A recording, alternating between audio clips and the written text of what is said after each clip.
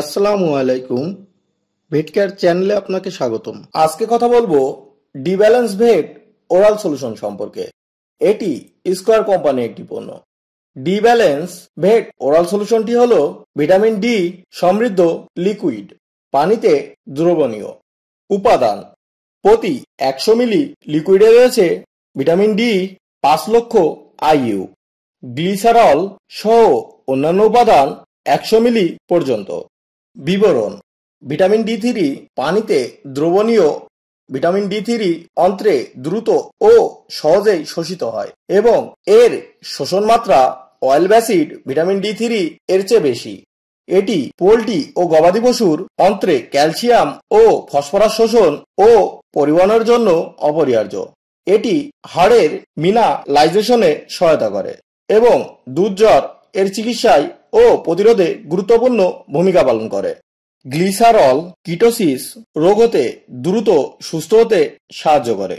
নির্দেশনা বা কোন কোন ক্ষেত্রে ব্যবহার করবেন: ভিটামিন ডি এর ঘাটতি পূরণে, পর্যাপ্ত পরিমাণে ডিম, মাংস ও দুধ উৎপাদন বজায় রাখতে, পোল্ট্রি ও গবাদি পশুর অন্ত্রে ক্যালসিয়াম ও ফসফরাসের শোষণ নিশ্চিত করতে, গবাদি পশুর দুধ-জ্বর, কিটোসিস, রিকেটস, ম্যাস্টাইটিস এবং ক্যালসিয়াম ও ফসফরাসের অভাবজনিত রোগের প্রতিরোধ ও চিকিৎসার ক্ষেত্রে, পোল্ট্রি বা পাখিজাত প্রাণীর দৈহিক ওজন বৃদ্ধি কমে গেলে, ডিমের খোসা পাতলা হলে, পা চিকন হয়ে গেলে এবং ক্যালসিয়াম ও ফসফরাসের অভাবজনিত রোগের প্রতিরোধ ও চিকিৎসার ক্ষেত্রে।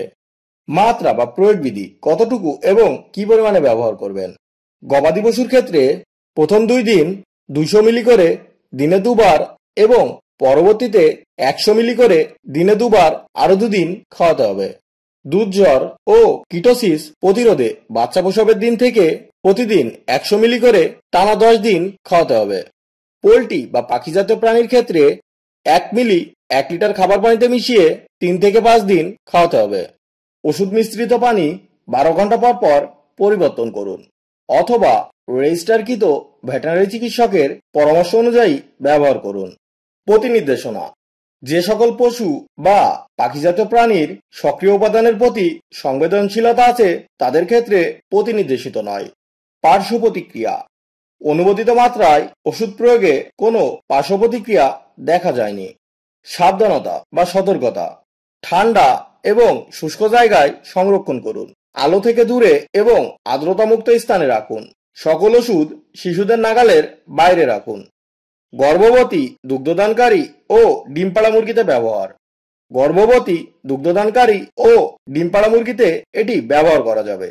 প্রত্যাহারকাল: মাংস, ডিম, দুধ 0 দিন। আর ভিডিওটি যদি আপনার ভালো লেগে থাকে চ্যানেলটি সাবস্ক্রাইব করুন এবং পাশে থাকা বেল আইকনটি ক্লিক করুন যাতে নতুন নতুন শিক্ষণীয় ভিডিও পেতে পারেন। ধন্যবাদ।